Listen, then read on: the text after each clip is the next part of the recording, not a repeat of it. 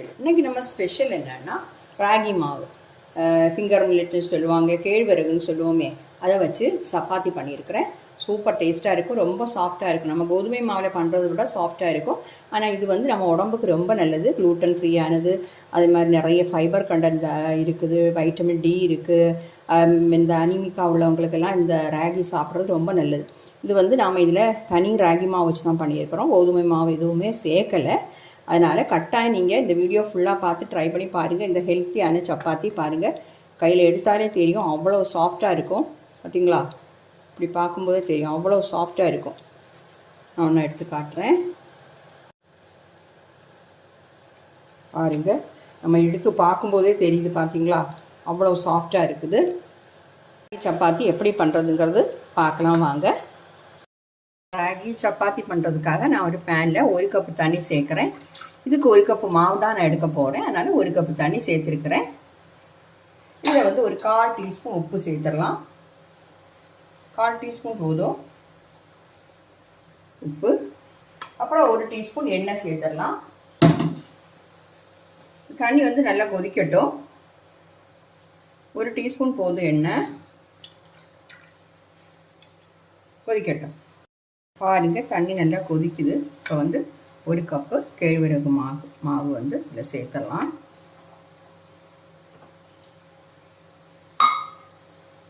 சேர்த்துட்டு ஃப்ளேம் கம்மி பண்ணி வச்சுட்டு நல்லா கிளறிக்கோங்க.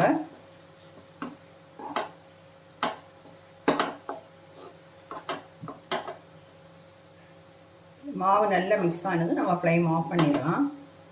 இப்போ வந்து ஃப்ளேம் கம்மி பண்ணி தான் நான் வச்சுருக்கிறேன்.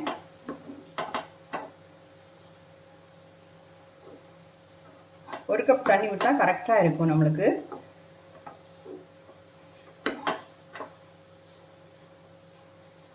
ஃப்ளேம் ஆஃப் பண்ணுறேன்.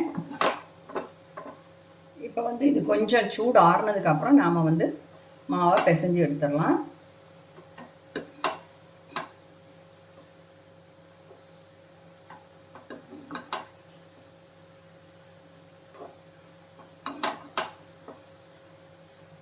இப்போ நல்லா மிக்ஸ் பண்ணிவிட்டேன்.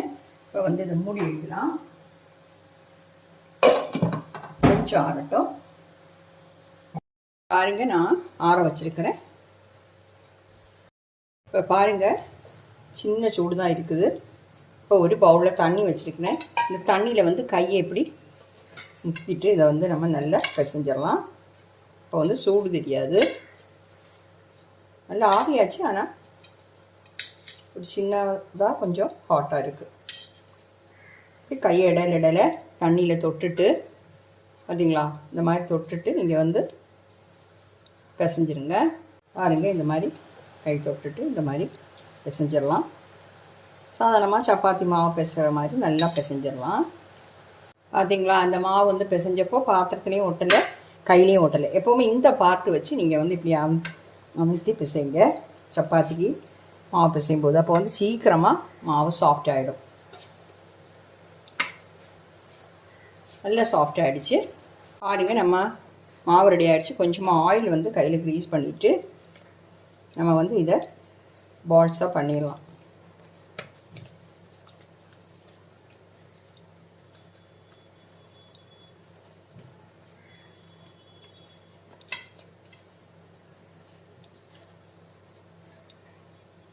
எவ்வளோ பெருசாக வேணுமோ இந்த மாதிரி பண்ணிடலாம்.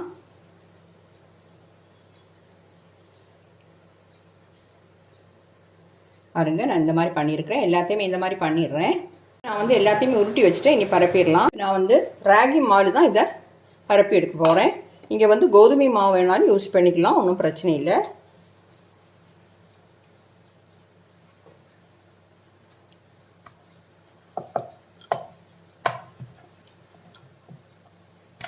மாவு வந்து நல்லா சாஃப்டாக பிசைஞ்சுக்கோங்க. அப்போ தான் வந்து இந்த விரிசல் எதுவும் இல்லாமல் சப்பாத்தி வந்து ஃப்ரீயாக பரப்ப முடியும். இது வந்து உங்களுக்கு ஷேப் வேணால் நீங்கள் ஏதாவது ஒரு மூடியை வச்சு ஷேப் பண்ணிக்கோங்க. ஷேப் பண்ணலனாலும் ஒன்றும் பிரச்சனை இல்லை, ஆனால் ஷேப்பாக வேணும்னா அப்படி பண்ணால் போதும். நான் வந்து வீடியோக்காக பண்ணுறதுனால ஷேப் பண்ணி எடுக்கிறேன்.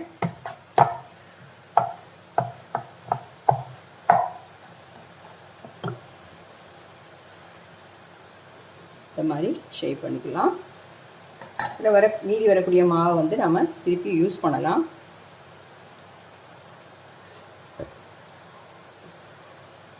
பார்த்தீங்களா, கரெக்டாக கிடச்சிருக்கு.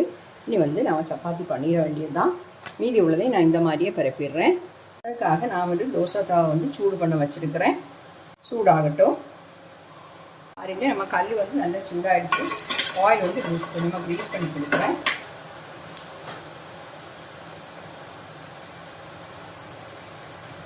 இப்போ வந்து இதில் உள்ள எக்ஸஸாக மாவு இருந்ததுன்னா அதெல்லாம் தொடச்சிட்டு நீங்கள் போட்டுக்கோங்க. செகண்டுக்கு அப்புறம் நாம் திருப்பி போடலாம்.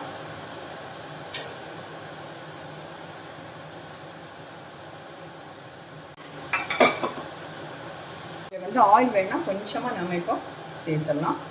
விருப்பம் இருந்தால் நீங்கள் சேர்த்தா போதும்.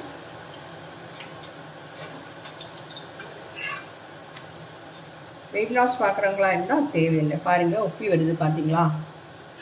உங்களுக்கு நெய் வேணால் நெய்யும் சேர்த்துக்கலாம், ஒன்றும் பிரச்சனை இல்லை. சீக்கிரமாக வெந்துடும். ஏன்னா நம்ம வந்து வேக வச்ச மாவு, அதனால் சீக்கிரமாக ரெடி ஆகிடும்.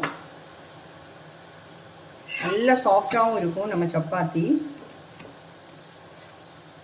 இப்படி ப்ரெஸ் பண்ணால் எதுவுமே தேவையில்லை, சீக்கிரமாக அது வந்து உப்பி வந்துடும். சப்பாத்தி ரெடி ஆகிடுச்சு, நம்ம மாற்றிடலாம். அடுத்ததையும் நான் இதை மாதிரியே பண்ணிடுவேன்.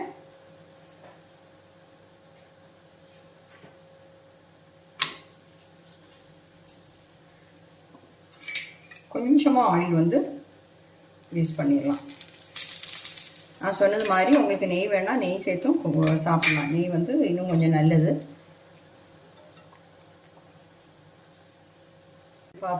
உப்பி வருது பார்த்தீங்களா. இது வந்து ரொம்ப சாஃப்டாக இருக்கும். இந்த சப்பாத்தி சாதாரணமாக நம்ம கோதுமை மாவில் பண்ணுறதை விட சாஃப்டாக இருக்கும்.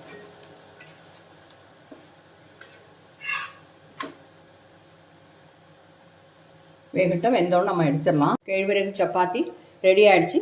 கட்டாயம் ட்ரை பண்ணி பாருங்கள். அப்போ என்னுடைய இந்த வீடியோ எல்லாருக்கும் பிடிச்சிருக்கும்னு நினைக்கிறேன். பிடிச்சிருந்தா தயவு பண்ணி என்னுடைய சேனல் இது வரைக்கும் நீங்கள் சப்ஸ்கிரைப் பண்ணலைன்னா சப்ஸ்கிரைப் பண்ணுங்கள். லைக் பண்ணவும், ஷேர் பண்ணவும், கமெண்ட் பண்ணவும் மறந்துடாதீங்க. அடுத்து நல்ல ஒரு ரெசிபியுமா மீண்டும் சந்திக்கலாம். Okay, thank you.